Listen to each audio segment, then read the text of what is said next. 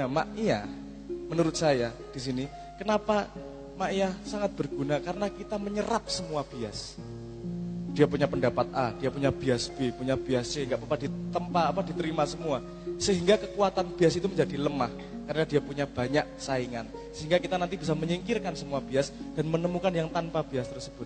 Karena kita tidak akan bisa mencapai tauhid jika kita masih memegang bias manusia. Itu baik jawaban.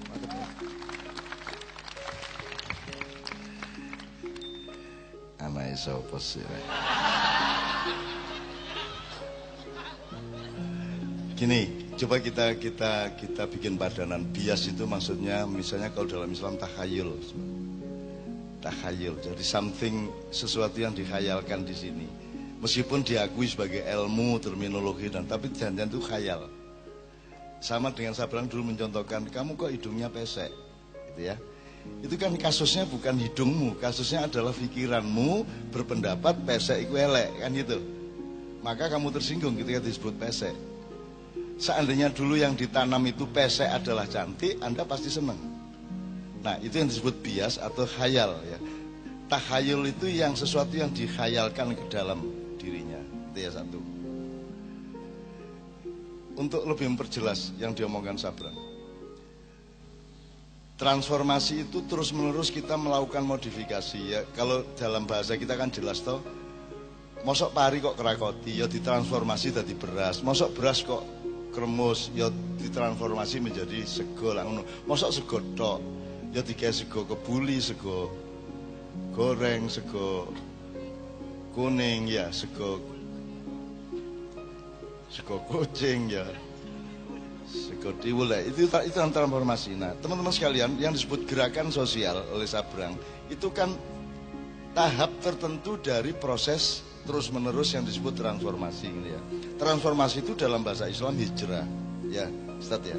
Hijrah, hajaru, innalladzina amanu wa hajaru wa jahadu. Ya, Pak Muzamil, nah ini kajian Pak Muzamil ini ayatnya jelas.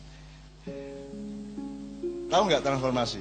Dari Indonesia yang dulu belum bernama Indonesia, Pak Agus Nyoto sudah menjelaskan dari siapa yang pertama menyebut nama Indonesia itu ada sarjana Jerman sama Swedia dan seterusnya, lupa saya. Tapi pokoknya kita mengalami transformasi.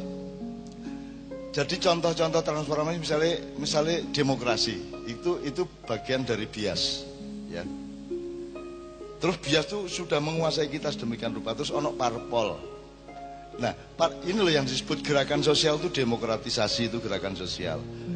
Ada Gerindra, ada PDIP, itu tahap hijrah atau transformasi yang menanamkan takhayul. Muhammadiyah, NU, itu salah satu contoh dari tahap transformasi yang ternyata merupakan bias atau bisa menjadi takhayul. Kan gitu ya, Bang ya? Ya toh? Atau proses transformasi penting. Cuman ya, resikonya itu menjadi tahayul. Ya. Gitu ya, manusianya yang lemah. Nah, manusia harus transformasi karena dia tiap hari harus membebaskan diri dari ketika ide barunya tadi sudah menjadi bias.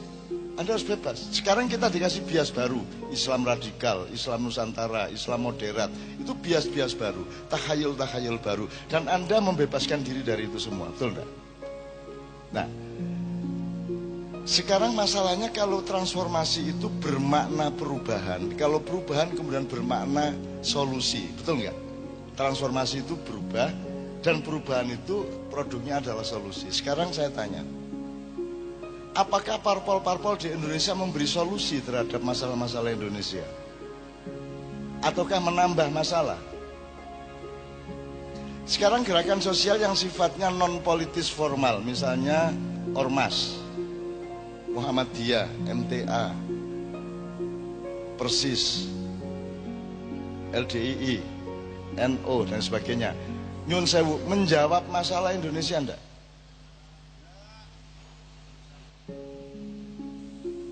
Benar berusaha menjawab. Benar, ya.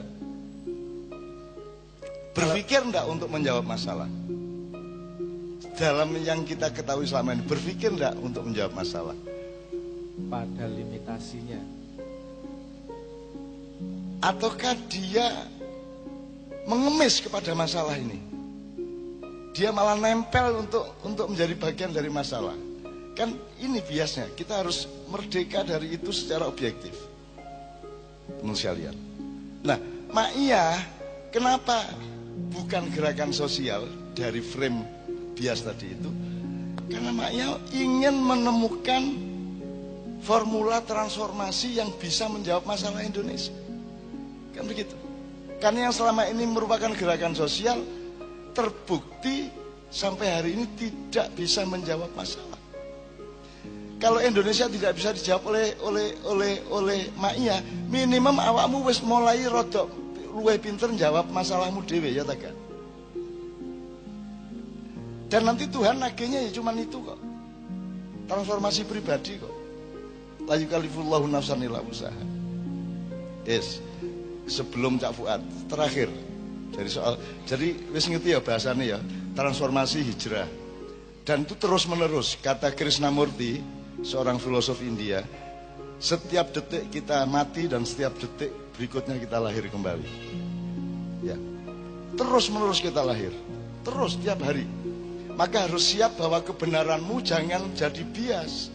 Karena benermu hari ini bisa tidak benar besok pagi. Karena kamu melebar, kamu mendalam, betul enggak? Jadi ojo mempertahankan kebenaran. Kebenaran cuma satu, itu kebenaran. Pak Muzamil tolong juga, di Al-Quran selalu disebut Al-Haqqu mir Rabbika. Selalu Al-Haqqu itu mir Rabbika. Jadi kebenaran itu tidak ada pada manusia, tapi limpahan dari Allah. Ya. Dan itu adalah alat, bukan monumen dan bukan ikon atau bukan identitas. Kebenaran itu bukan identitas. Kebenaran itu alat untuk supaya kamu transformatif, supaya kamu bijaksana, supaya kamu kompatibel terhadap masa depan, supaya kamu persuasif terhadap keadaan-keadaan.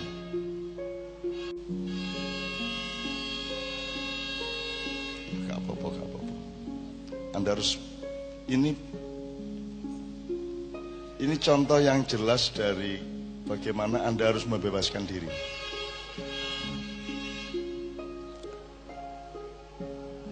Oke. Ya. Oke. Wis ya bebas ya, merdeka ya. Kan tadi aku ngomong bandeng tuh, kan duwene tahu tapi biasmu bandeng, akhirnya tahune gak enak, bandengnya gak oleh, kan itu ya. Lah ngono sing uripmu ya. Jane untuk membebaskan diri dari bias bandeng gampang. Gak kok terus mancing dolek bandeng tak njaluk tanggane ditukokno bandeng gampang. Kon karek ngomong gak bandeng gak paten. Ngono to, selesai masalah udah ya. Ya ta gak? Ngono lho. Nah, itu jalan terakhir. Mergo gak ono kemungkinan lain. Sekarang ngomong gak paten. Wong aku lesu gak ono sego ya gak paten aku. Kuat aku. Gitu loh, kuat kok saya. Saya kan sudah bikin rumus puasa yang terbaik dalam hidup itu puasa. Kenyang itu kurang baik. Kekenyangan tidak baik. Kelaparan sangat tidak baik. Jelas ya, wes dibikin konstelasi untuk sehatmu. Sekali lagi lapar itu yang terbaik. Kenyang kurang baik. Kekenyangan tidak baik, kelaparan sangat tidak baik. Kira-kira ya. Iki kalau mau sehat supaya tidak gemuk, masih umur 39 udah gemuk karena tidak bagus. Nah, transformasi itu kemana, Ustaz? Min aina wa ila aina. Hulunya di mana, hilirnya di mana? Itu yang saya sebut rohanisasi. Tauhid itu proses transformasi supaya Anda nanti menyatu dengan Allah, sehingga Anda harus terbiasa meniadakan diri. Terbiasa, kamu jangan berhenti pada jasadmu. Mulanya aku tak buat kabeh. Oke. Gini mas, saya disebut kiai kan aku selalu ojo tarik kan gitu. Kenapa? Saya takut jadi bias. Aku tak bebas saya, aku tadi koncomu, tadi bapakmu, tadi mbahmu, le simple. Itu bias yang masih selamat lah. Ya. Saya sama Mbak Via ke Hong Kong, ke Korea itu ya statusnya aku bapak nih, Mbak Via ibu nih. Bukan hubungan profesional dan seterusnya. Jadi pemadam kebakaran itu salah satu contoh bahwa manusia itu pada hakikatnya adalah kanak-kanak. Wis tuweke kaya apa seneng toet-toetan gitu ya.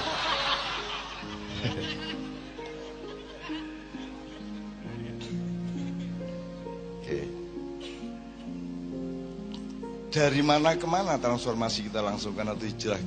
Allah sudah sangat menjelaskan wamang kana hijratuhu ilallah war rasul. Fa hijratuhu ilallah war rasul artinya hijrah itu tidak ada kemungkinan lain kecuali kepada Allah dan Rasulnya. Tidak ada kemungkinan lain. Itu bukan soal pilihan. Masih kon kafir kok tutuk kuno kon. Cuman posisimu terbalik gitu toh. Tapi kon tutuk kuno. Dan tidak ada jalan lain. Nah, sekarang saya kasih contoh konkret bahwa transformasi itu adalah dari jasadmu ini menjadi rohmu gitu loh gampangannya. Maka semua benda, semua jabatan, semua uang, semua apa yang kamu miliki itu rohanikan. Jadikan sesuatu yang kompatibel terhadap eksistensi Allah.